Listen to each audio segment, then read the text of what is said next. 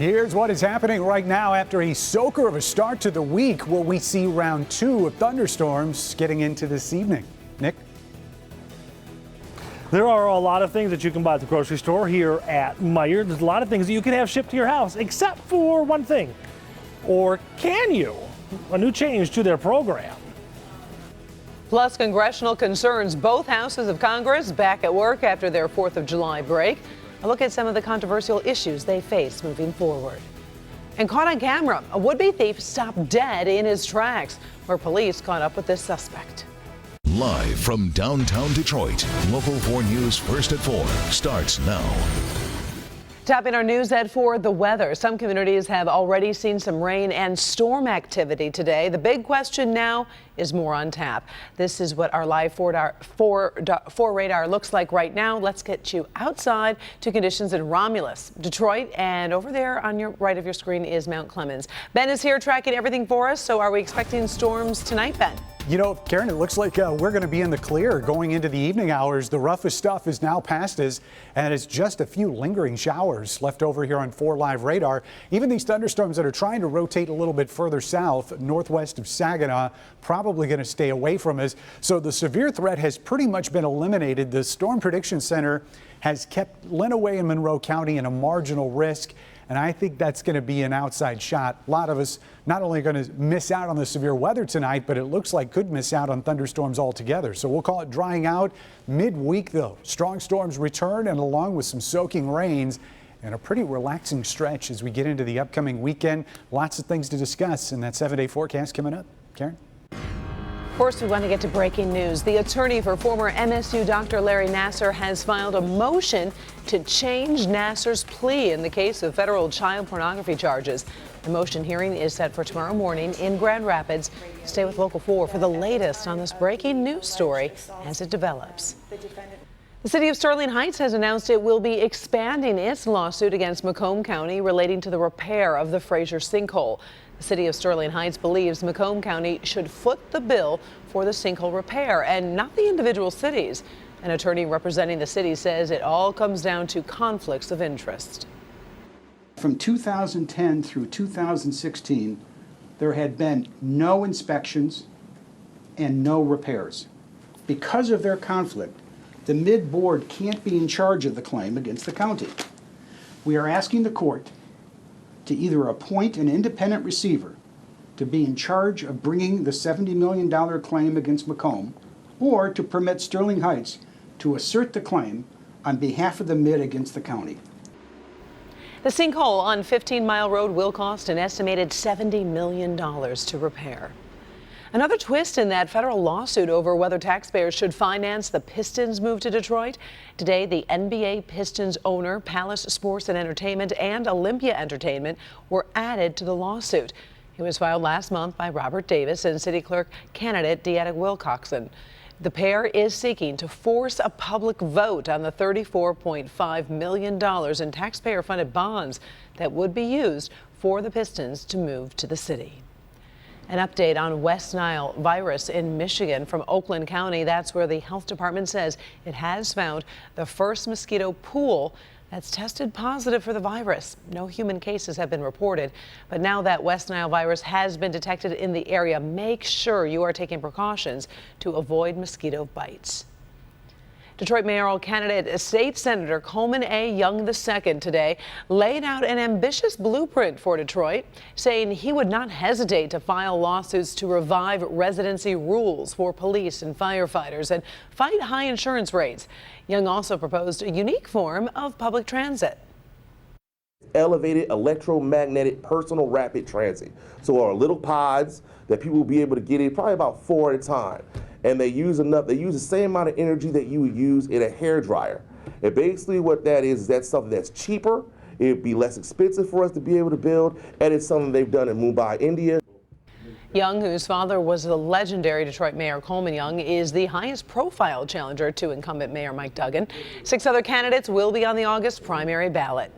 Speaking of that, today is the last day to register to vote, so if you plan on voting in the August elections, You don't have much time left to register. Some Michigan communities will have elections on August 8, with many issues on the ballot.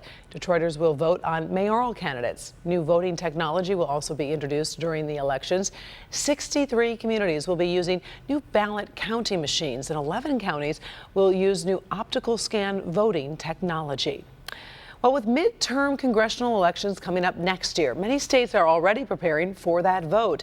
In some cases, battle lines are being drawn over proposed voter ID requirements being promoted by the Trump administration. Kimberly Gill is in the newsroom with more on that and other news involving the president on this Monday. Hi, Kim. Hi, Karen. Good afternoon. 8 states are in the process of implementing tougher voter ID requirements. Those laws are getting a boost from President Trump, who claims widespread voter fraud deprived him of winning the popular vote last year. A new tougher voter ID law here in Michigan passed the Michigan House but stalled in the state Senate. Meanwhile, both houses of Congress are back at work in Washington, D.C. this week after their 4th of July break. They have some big, complicated and controversial issues facing them. In the Senate, the big issue, of course, is health care.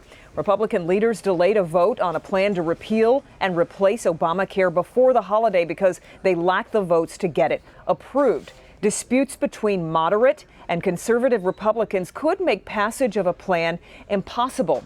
Senate Majority Leader Mitch McConnell says he might need to call on Democrats to come up with a compromise plan to shore up health insurance markets.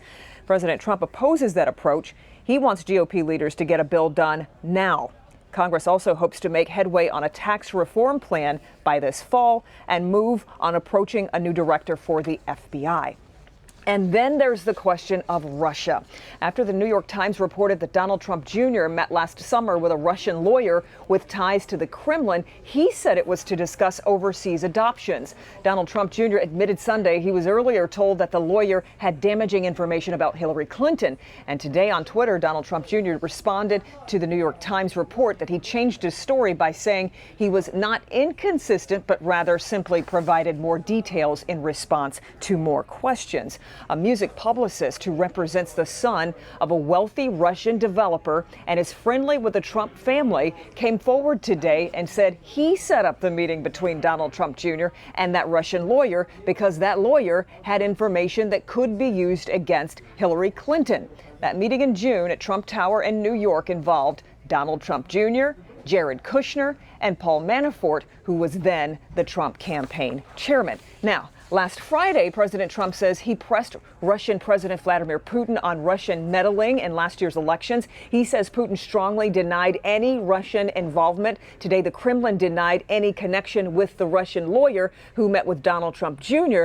So for the Trump administration, the Russia story just won't go away. A lot going on there, Karen, but we will, of course, keep on top of it and keep you posted. All right. Thank you very much, Kim. Appreciate it.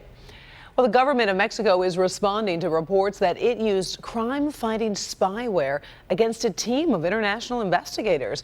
The case surrounds spying technology that can be planted on cell phones to turn them into eavesdropping devices. The technology from an Israeli company is sold to governments only for use against criminals and terrorists. But a watchdog group says Mexico used that spyware against a team of international investigators looking into the deaths of 43 student protesters. Mexico's president is dismissing those allegations. First at 4, we are on top of stories making headlines around the world this Monday. In the United Kingdom, police have released instructions to help residents and tourists survive a gun attack. This video, unveiled Friday, depicts a demonstration showing guests at a resort hearing gunshots. The video goes on to highlight 3 key instructions for people to follow if they are caught up in any gun-related incidents, which is to run, hide, and tell. It looks like Britain's divorce with the European Union could turn bitter very quickly. The so-called Brexit has hit a speed bump. The European Parliament says Britain needs to be much more lenient on the rights of EU citizens in Britain when it leaves the Union. If not, it's threatening to use its veto power on the negotiations. The process is expected to take 2 years, and it is off to a rough start. Back home, here in Michigan, today Meijer made a big change to their delivery service that might make some consider using it. As Nick Monticelli reports, alcohol, the only thing you could not have delivered, can now come to your front door, too. Excuse me, is it all right if I move this? Thank you. That guy in the green shirt elbowing in for ice cream is Thomas Michno. He works for Shipt, the company Meijer teamed up with that once you order your groceries online, they'll pick them up and bring them to you. A lot of times it's actually just kind of people with kids. A lot of times parents, they get busy. My parents were the same way. And they're just kind of looking for that extra time, I guess. This program has been running for close to a year, but the one thing you couldn't have delivered was alcohol. Beer, wine, liquor was off limits until now. Starting today, you can order this online too, as long as someone 21 or older is home when it arrives. An ID might be required. For those who have been contemplating using the Shipt service, this makes the decision a lot easier. I think it's awesome. I'll definitely be using it now since I have 2 kids. I can't get out the house all the time, so I can definitely use that. I think it's a great idea. I mean, that way you don't have to you could have a party and have everything delivered and it's right there for you. I think it's awesome. Mommy needs wine sometimes. The only caveat is you'll need a Shipt worker that's 21 or older too. No, only 18, so I gotta wait a few years still. At the Warren Meijer, Nick Monticelli, Local 4.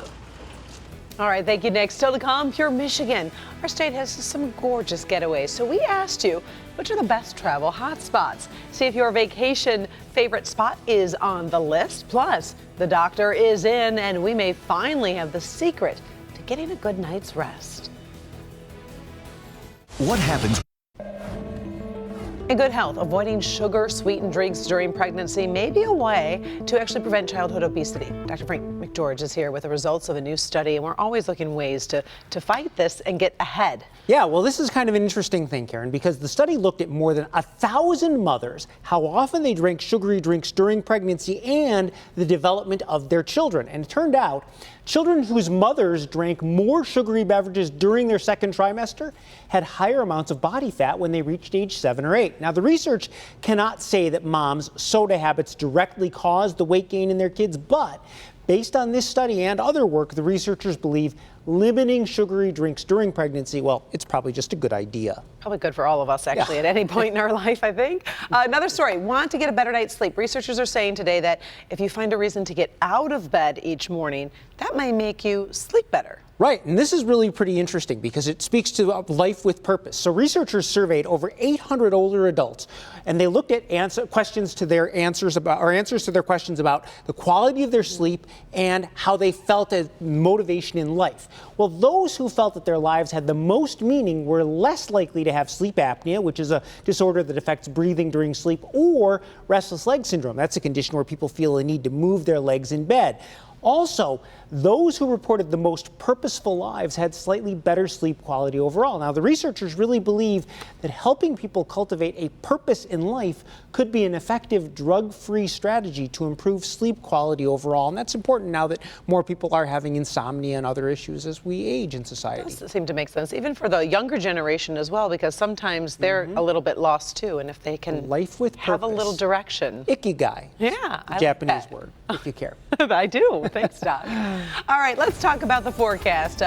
We had some stuff on the radar earlier today, and we're going to see if things are going to get rained out tonight. But you know what? We're not complaining because we needed it, Ben. We did, and we're slowly starting to catch up, so we could actually use a little break. And I think we're going to get one tonight. Here's a look at 4 Live radar, which is almost completely clean after those showers and thunderstorms rolled through this morning and early afternoon. Just a couple hints of sprinkles up there in the northern section of Livingston County. But look at the rainfall totals here over the last 24 hours.